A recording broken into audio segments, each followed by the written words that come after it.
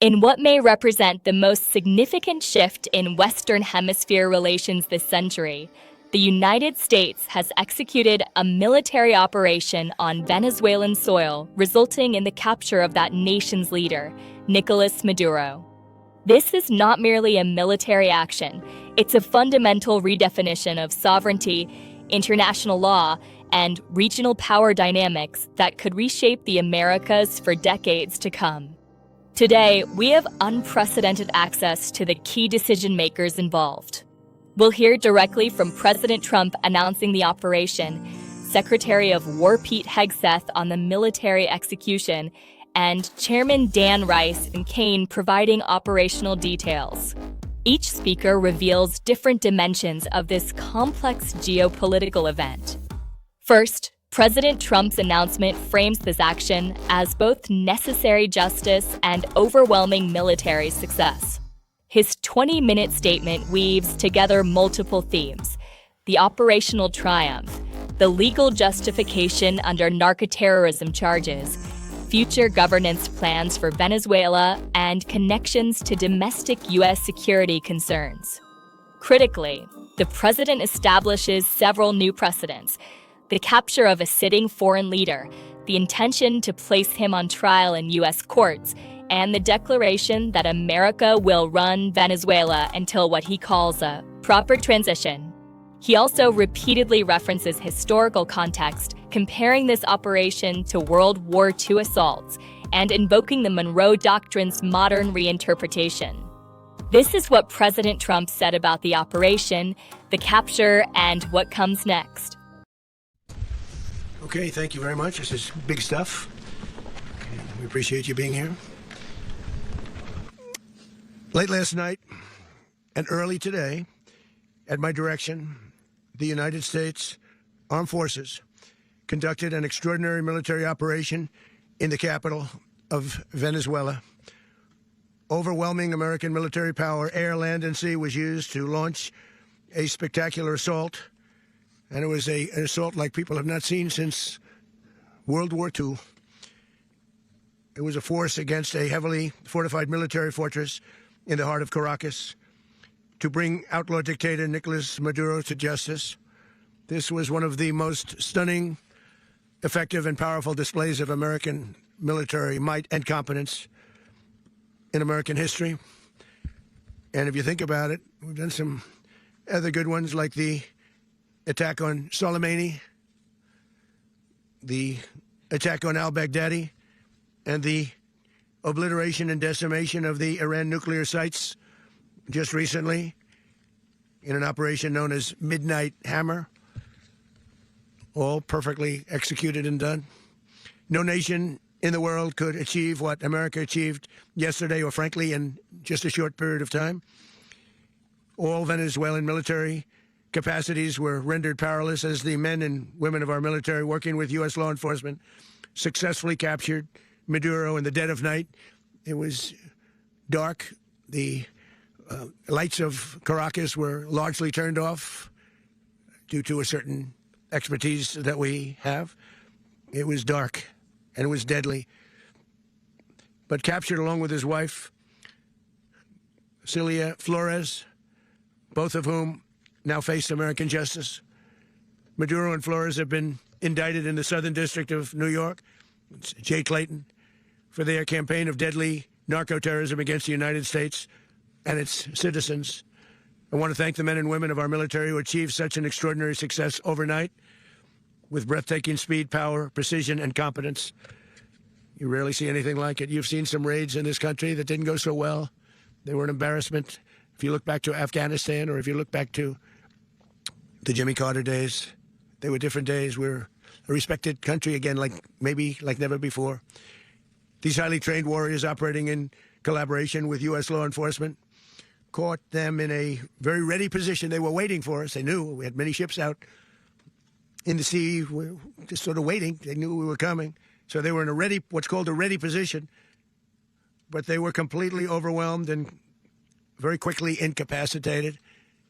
If you would have seen what I saw last night, you would have been very impressed. I'm not sure that you'll ever get to see it, but it was an incredible thing to see. Not a single American service member was killed and not a single piece of American equipment was lost. We had many helicopters, many planes, many people involved in that fight. But think of that, not one piece of military equipment was lost, not one service member was, more importantly, killed. The United States military is the strongest and most fearsome military on the planet by far, with capabilities and skills our enemies can scarcely begin to imagine. We have the best equipment anywhere in the world. There's no equipment like what we have, and you see that even if you just look at the boats. You know, we've knocked out 97% of the drugs coming in by sea. 90%. Each boat kills on average, 25,000 people. We knocked out 97%. And those drugs mostly come from a place called Venezuela. We're going to run the country until such time as we can do a safe, proper, and judicious transition. So we don't want to be involved with having somebody else get in, and we have the same situation that we had for the last long period of years. So we are going to run the country until such time as we can do a safe, proper, and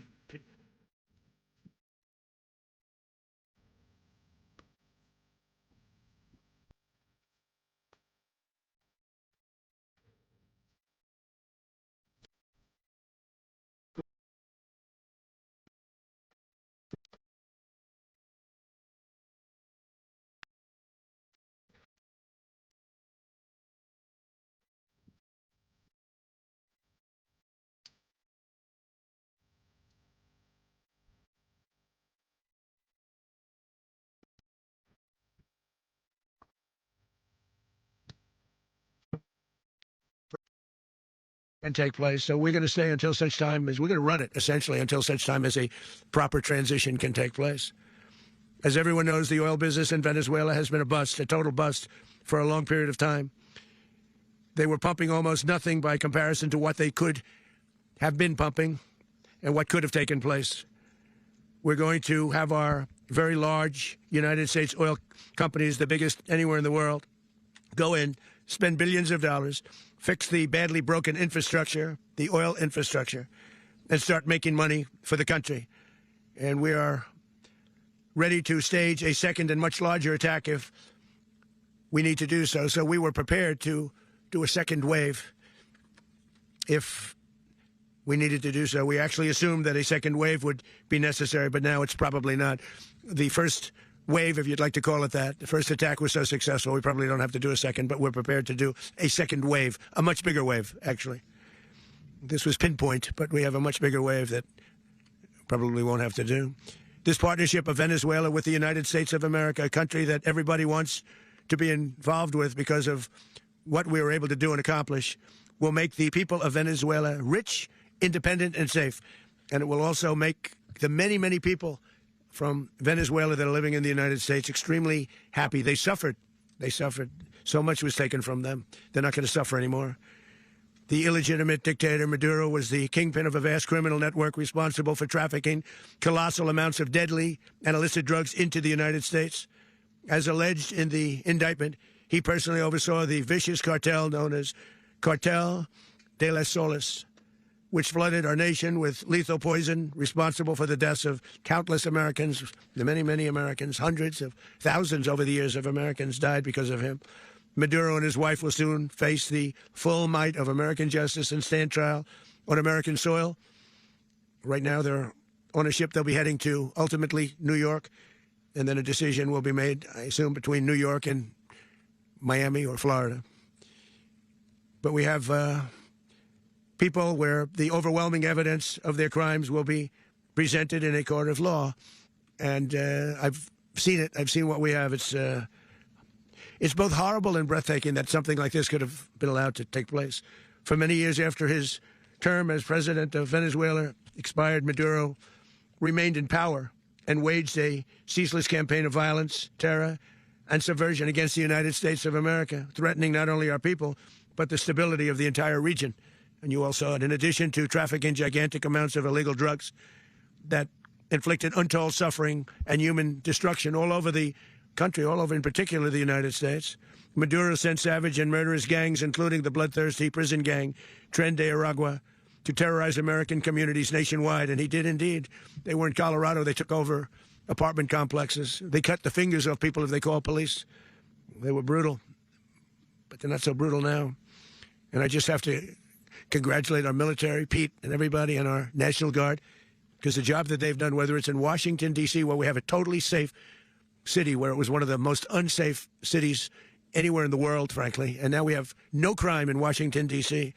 We haven't had a killing. We had the terrorist attack a few weeks ago, a little bit of a different kind of a threat, but we haven't had a killing in a long period of time, 6, 7 months. We used to have two, on average, 2 a week in Washington, our capital. We don't have that anymore. The restaurants are opening. Everyone's happy. They're walking their daughters. They're walking their children, their wives. They walk to restaurants. Restaurants are opening all over Washington, D.C. So I want to thank the National Guard. I want to thank our military. And I want to thank law enforcement. It's been amazing. And they should do it with more cities. We're doing it, as you know, and we're doing it in Memphis, Tennessee right now, and crime is down. We've just sort of started a few weeks ago, but crime is down now 77%. And the governor of Louisiana called, great person, and he wanted us to help him, as you know, in a certain very nice part of Louisiana, and we have done that. It was a rough section, and we have crime down. I understand it's down to almost nothing already after 2.5 weeks. New Orleans, it's down to almost nothing, and we've only been there for 2.5 weeks. Can't imagine why governors wouldn't want us to help. We also helped, as you know, in Chicago. Then crime went down a little bit there. We did a very small help because we had no working ability with the governor. The governor was a disaster, and the mayor was a disaster. But it knocked down crime. But we're pulling out of there when they need us. We'll know. You'll know. You'll be writing about it. And likewise, Los Angeles, where we saved Los Angeles early on, where the head of the police department made a statement that if the federal government didn't come in, we would have lost Los Angeles. That's long after the fires. That's when they had the riots in Los Angeles. We did a great job. Got no credit for it whatsoever, but that's okay. It doesn't matter. We don't need the credit. But we'll be pulling out when they need us. They'll call, or we'll go back if we have to. We'll go back. But we did a great job in various cities. But the place that we're very proud of is Washington, D.C., because it's our nation's capital. We took it from being a crime-ridden mess to being one of the safest cities in the country. But the gangs that they sent raped, tortured, and murdered American women and children. They were in all of the cities I mentioned, Tren de Aragua. And they were sent by Maduro to terrorize our people. And now Maduro will never again be able to threaten an American citizen or anybody from Venezuela. There will no longer be threats. For years, I've highlighted the stories of those innocent Americans whose lives were so heartlessly robbed by this Venezuelan terrorist organization. Really one of the worst. One of the worst. They say the worst. Americans like 12-year-old Jocelyn Nungary from Houston. Beautiful Jocelyn Nungary. What happened to her? They, as you know, they kidnapped, assaulted, and murdered by Tren de Aragua animals. They murdered Jocelyn and left her dead under the bridge. There was a bridge that will never be the same to so many people after seeing what happened. As I've said many times, the Maduro regime emptied out their prisons, sent their worst and most violent monsters into the United States to steal American lives. And they came from mental institutions and insane asylums. They came from prisons and jails. The reason I say both, they sound similar. Actually, prisons a little bit more hostile, a little bit tougher. A mental institution isn't as tough as an insane asylum, but we got them both. They sent from their mental institutions. They sent from their jails, prisons. They were drug dealers. They were drug kingpins. They sent everybody bad into the United States, but no longer. And we have now a border where nobody gets through. In addition, Venezuela unilaterally seized and stole American oil, American assets, and American platforms, costing us billions and billions of dollars. They did this a while ago, but we never had a president that did anything about it. They took all of our property. It was our property. We built it. And we never had a president that decided to do anything about it. Instead, they fought wars that were 10,000 miles away. We built Venezuela oil industry with American talent, drive, and skill, and the socialist regime stole it from us during those previous administrations, and they stole it through force. This constituted one of the largest thefts of American property in the history of our country, considered the largest theft of property in the history of our country. Massive oil infrastructure was taken like we were babies, and we didn't do anything about it. I would have done something about it. America will never allow foreign powers to rob our people or drive us back into and out of our own hemisphere. That's what they did. Furthermore, under the now deposed dictator Maduro, Venezuela was increasingly hosting foreign adversaries in our region and acquiring menacing offensive weapons that could threaten U.S. interests and lives. And they used those weapons last night. Potentially in league with the cartels operating along our border. All of these actions were in gross violation of the core principles of American foreign policy, dating back more than 2 centuries, and not anymore. All the way back, it dated to the Monroe Doctrines, and the Monroe Doctrine is a big deal, but we've superseded it by a lot, by a real lot. They now call it the Monroe Document. I don't know. It's Monroe Doctrine. We sort of forgot about it. It was very important, but we forgot about it. We don't forget about it anymore. Under our new national security strategy, American dominance in the Western Hemisphere will never be questioned again. Won't happen. So just in concluding, for decades, other administrations have neglected or even contributed to these growing security threats in the Western Hemisphere. Under the Trump administration, we are reasserting American power in a very powerful way in our home region. And our home region is very different than it was just a short while ago. The future will be, and we did this in my first term. We had great dominance in my first term, and we have far greater dominance right now. Everyone's coming back to us. The future will be determined by the ability to protect commerce and territory and resources that are core to national security. These are core to our national security. Just like tariffs are, they've made our country rich, and they've made our national security stronger than ever before. But these are the iron laws that have always determined global power. And we're going to keep it that way. We will secure our borders. We will stop the terrorists. We will crash the cartels. And we will defend our citizens against all threats, foreign and domestic. Other presidents may have lacked the courage or whatever to defend America. But I will never allow terrorists and criminals to operate with impunity against the United States. This extremely successful operation should serve as warning to anyone who would threaten American sovereignty or endanger American lives. Very importantly, the embargo on all Venezuelan oil remains in full effect. The American Armada remains poised in position, and the United States retains all military options until United States demands have been fully met and fully satisfied. All political and military figures in Venezuela should understand what happened to Maduro can happen to them, and it will happen to them if they aren't just fair, even to their people. The dictator and terrorist, Maduro, is finally gone in Venezuela. People are free. They're free again.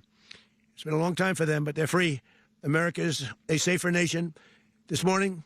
It's a prouder nation this morning because it didn't allow this horrible person and this country that was doing very bad things to us. It didn't allow it to happen. And the Western Hemisphere is right now a much safer place to be. So I want to thank everybody for being here. I want to thank General Kaine. He's a fantastic man. I've worked with a lot of generals. I worked with some I didn't like. I worked with some I didn't respect. I worked with some that just weren't good. But this guy is fantastic. I watched last night one of the most precise attacks on sovereignty. I mean, it was an attack for justice. And I'm very proud of him, and I'm very proud of our Secretary of War, Pete Hegseth, who I'm going to ask to say a few words. Thank you very much. Mr. President, can you explain how the U.S. will run Venezuela? Well, thank you, Mr. President. Finally, a commander-in-chief the world respects and the American people deserve. And as the president said, words can barely capture the bravery and the power and the precision of this historic operation. A massive joint military and law enforcement raid flawlessly executed by the greatest Americans our country has to offer. American warriors are second to none, the best in the world and the best of our country. What all of us witnessed last night was sheer guts and grit, gallantry and glory of the American warrior.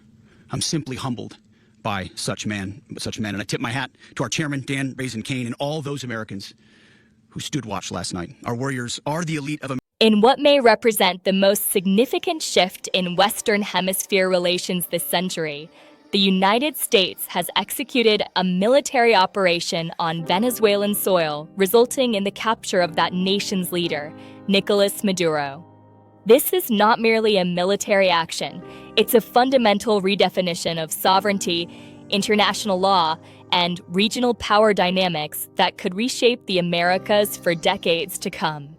Today, we have unprecedented access to the key decision makers involved. We'll hear directly from President Trump announcing the operation, Secretary of War Pete Hegseth on the military execution, and Chairman Dan and Kaine providing operational details. Each speaker reveals different dimensions of this complex geopolitical event. First, President Trump's announcement frames this action as both necessary justice and overwhelming military success. His 20-minute statement weaves together multiple themes: the operational triumph, the legal justification under narcoterrorism charges, future governance plans for Venezuela, and connections to domestic U.S. security concerns. Critically, the president establishes several new precedents: the capture of a sitting foreign leader, the intention to place him on trial in U.S. courts, and the declaration that America will run Venezuela until what he calls a proper transition. He also repeatedly references historical context, comparing this operation to World War II assaults and invoking the Monroe Doctrine's modern reinterpretation. This is what President Trump said about the operation, the capture, and what comes next. Following the president's strategic framing, Secretary of War Pete Hegseth provides the operational assessment and broader geopolitical messaging. His remarks serve three clear purposes: to praise the military's execution, to emphasize President Trump's decisive leadership, and to send a deterrent message to global adversaries. He specifically uses this platform to outline what he calls the administration's deadly serious priorities: stopping cross-border gang violence, ending drug trafficking, recovering stolen assets, and re-establishing what he terms American deterrence and dominance in the hemisphere. The language shifts from operational reporting to strategic signaling. This is what Secretary Hegseth said about the operation's success and its implications. Mr. President, can you explain how the U.S. will run Venezuela? Well, thank you, Mr. President. Finally, a commander-in-chief the world respects and the American people deserve. And as the president said, words can barely capture the bravery and the power and the precision of this historic operation. A massive joint military and law enforcement raid flawlessly executed by the greatest Americans our country has to offer. American warriors are second to none, the best in the world and the best of our country. What all of us witnessed last night was sheer guts and grit, gallantry and glory of the American warrior. I'm simply humbled by such men, and I tip my hat to our chairman, Dan Kaine, and all those Americans who stood watch last night. Our warriors are the elite of America, and again, President Trump has your back. No other country on planet Earth, and it's not even close, could pull this kind of operation off. And no other president has ever shown this kind of leadership, courage, and resolve, the most powerful combination the world has ever seen. As the president said, our adversaries remain on notice. America can project our will anywhere, anytime. The coordination, the stealth, the lethality, the precision, the very long arm of American justice, all on full display in the middle of the night. Nicolás Maduro had his chance, just like Iran had their chance, until they didn't and until he didn't. He effed around and he found out. President Trump is deadly serious about stopping the flow of gangs and violence to our country. Deadly serious about stopping the flow of drugs and poison to our people. Deadly serious about getting back the oil that was stolen from us.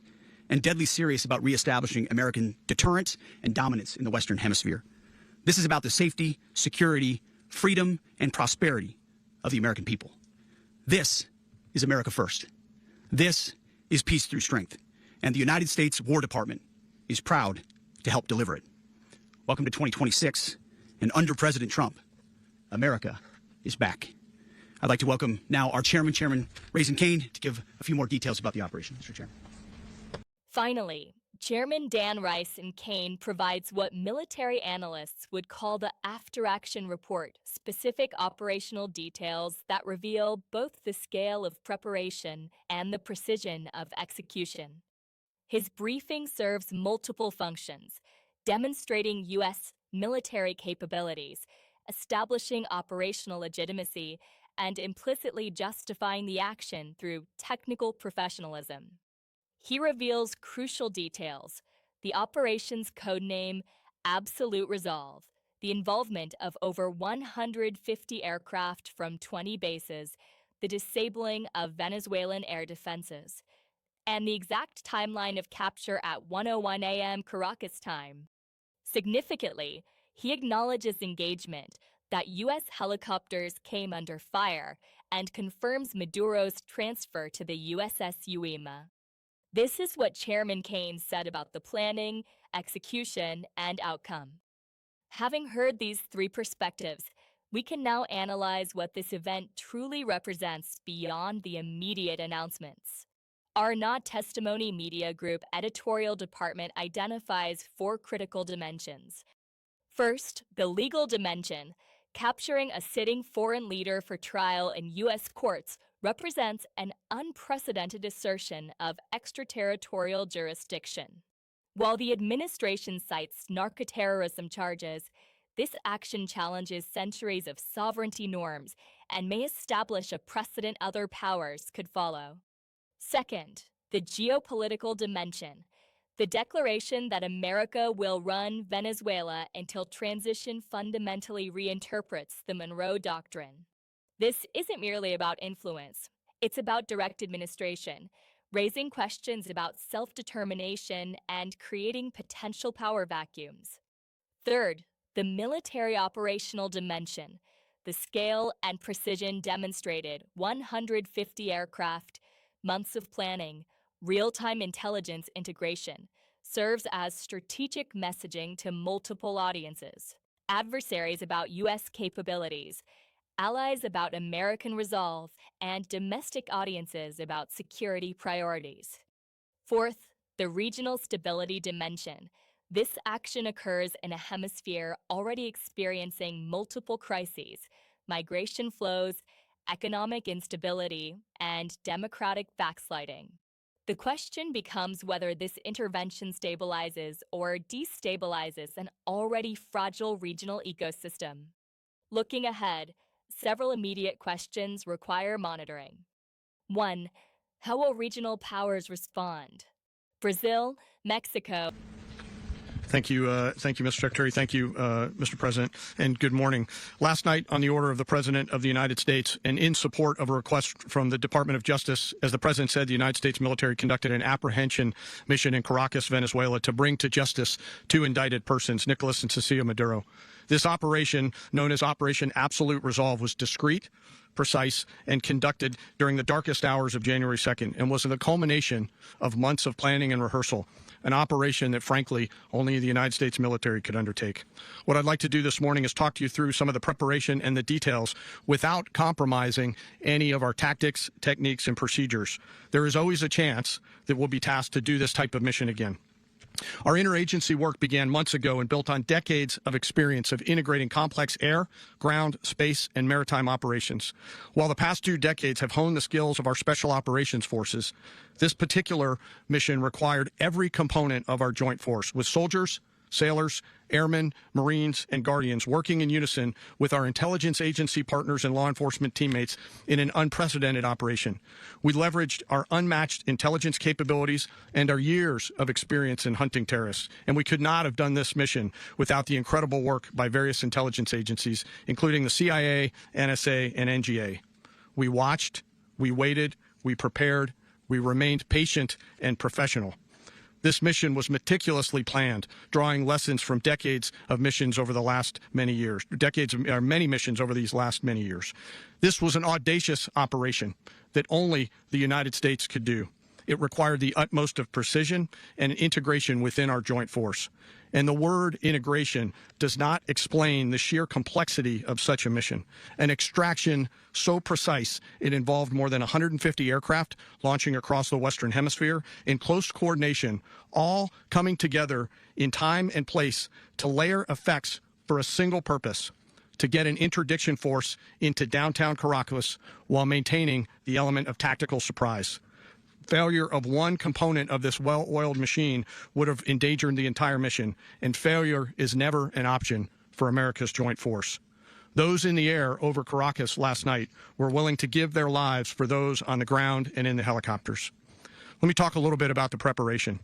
After months of work by our intelligence teammates to find Maduro and understand how he moved, where he lived, where he traveled, what he ate, what he wore, what were his pets, in early December, our force was set pending a series of aligned events. Key was choosing the right day to minimize the potential for civilian harm and maximize the element of surprise and minimize the harm to the indicted personnel, so as the President said, they could be brought to justice. And as the president said earlier today, weather in Venezuela is always a factor this time of the year. And over the weeks through Christmas and New Year's, the men and women of the United States military sat ready, patiently waiting for the right triggers to be met and the president to order us into action. Last night, the weather broke just enough, clearing a path that only the most skilled aviators in the world could maneuver through. Ocean, mountain, low cloud ceilings. But when tasked with a mission, this organization does not quit. At 10:46 p.m. Eastern Time last night, the president ordered the United States military to move forward with this mission. He said to us, and we appreciate it, Mr. President, good luck and Godspeed. And those words were transmitted to the entire joint force. Over the course of the night, aircraft began launching from 20 different bases on land and sea across the Western Hemisphere. In total, more than 150 aircraft, bombers, fighters, intelligence, reconnaissance, surveillance, rotary wing were in the air last night. Thousands and thousands of hours of experience were airborne. Our youngest crew member was 20, and our oldest crew member was 49, and there's simply no match for American military might. As the night began, the helicopters took off with the extraction force, which included law enforcement officers, and began their flight into Venezuela at 100 feet above the water. As they approached Venezuelan shores, the United States began layering different effects provided by Spacecom, Cybercom, and other members of the interagency to create a pathway. Overhead, those forces were protected by aircraft from the United States Marines, the United States Navy, the United States Air Force, and the Air National Guard. The force included F-22s, F-35s, F-18s, EA-18s, E-2s, B-1 bombers, and other support aircraft, as well as numerous remotely piloted drones. As the force began to approach Caracas, the Joint Air Component began dismantling and disabling the air defense systems in Venezuela, employing weapons to ensure the safe passage of the helicopters into the target area. The goal of our air component is, was, and always will be to protect the helicopters and the ground force and get them to the target and get them home. As the force crossed the last point of high terrain where they'd been hiding in the clutter, we assessed that we had maintained totally the element of surprise. As the helicopter force ingressed towards the objective at low level, we arrived at Maduro's compound at 1:01 a.m. Eastern Standard Time, or 2:01 a.m. Caracas local time, and the apprehension force descended into Maduro's compound and moved with speed, precision, and discipline towards their objective and isolated the area to ensure the safety and security of the ground force while apprehending the indicted persons. On arrival into the target area, the helicopters came under fire, and they replied with that fire with overwhelming force and self-defense. One of our aircraft was hit, but remained flyable, and as the president said earlier today, all of our aircraft came home, and that aircraft remained flyable during the rest of the mission. As the operation unfolded at the compound, our air and ground intelligence teams provided real-time updates to the ground force, ensuring those forces could safely navigate the complex environment without unnecessary risk. The force remained protected by overhead tactical aviation. Maduro and his wife, both indicted, gave up and were taken into custody by the Department of Justice, assisted by our incredible U.S. military with professionalism and precision, with no loss of U.S. life. After securing the indicted persons, the force began to prep for departure.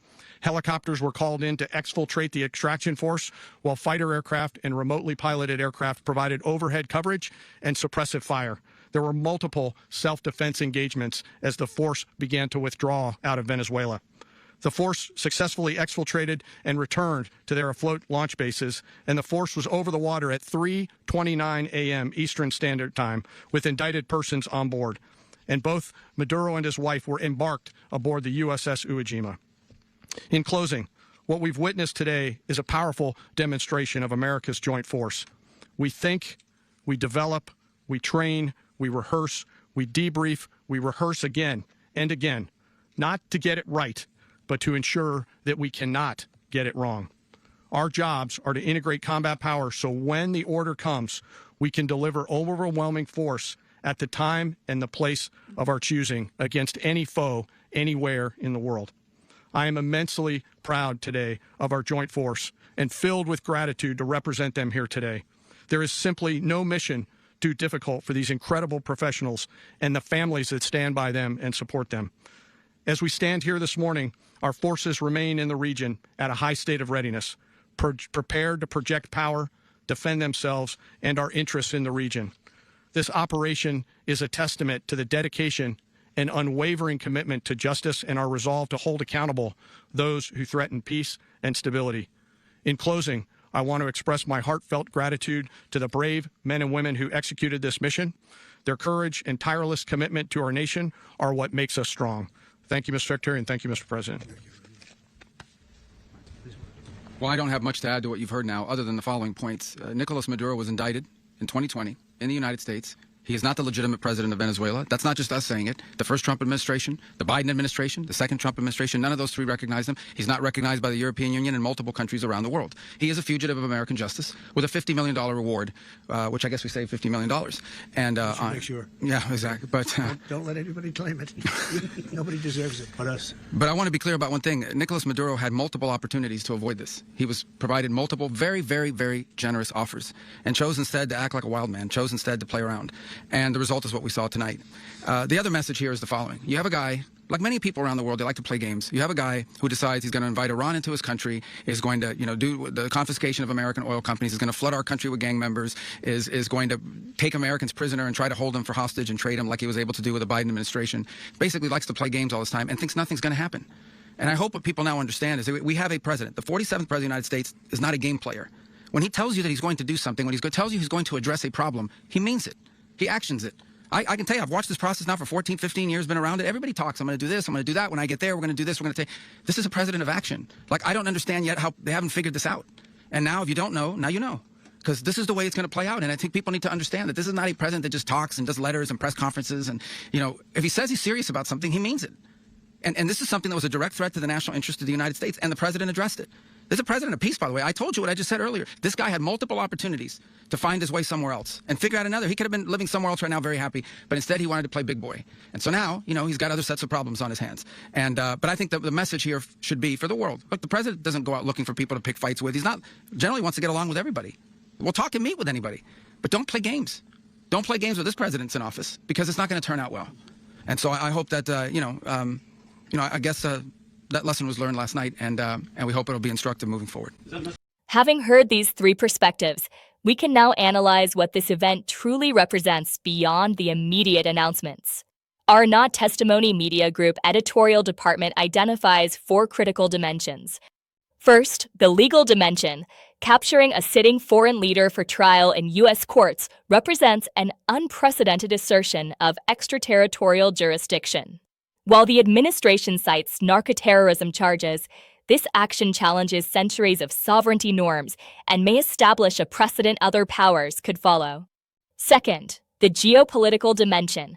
The declaration that America will run Venezuela until transition fundamentally reinterprets the Monroe Doctrine. This isn't merely about influence. It's about direct administration, raising questions about self-determination and creating potential power vacuums. Third, the military operational dimension. The scale and precision demonstrated: 150 aircraft, months of planning, real-time intelligence integration, serves as strategic messaging to multiple audiences. Adversaries about U.S. capabilities, allies about American resolve, and domestic audiences about security priorities. Fourth, the regional stability dimension. This action occurs in a hemisphere already experiencing multiple crises: migration flows, economic instability, and democratic backsliding. The question becomes whether this intervention stabilizes or destabilizes an already fragile regional ecosystem. Looking ahead, several immediate questions require monitoring. 1. How will regional powers respond? Brazil, Mexico, and Colombia have traditionally opposed unilateral interventions. Their reactions will signal either regional cohesion or fragmentation.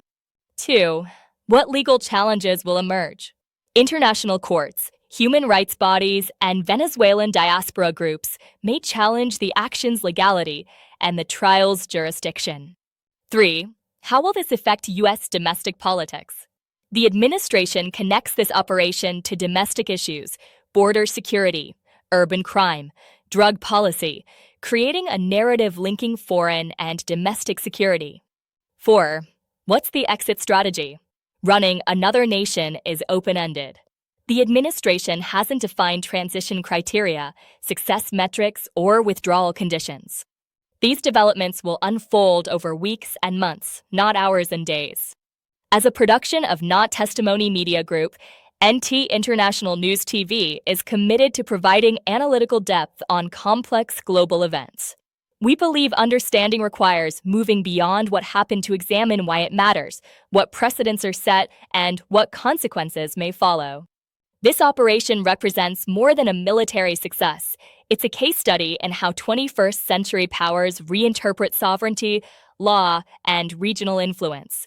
We will continue monitoring this story across all its dimensions. For NT International News TV, I'm Natalie Torres.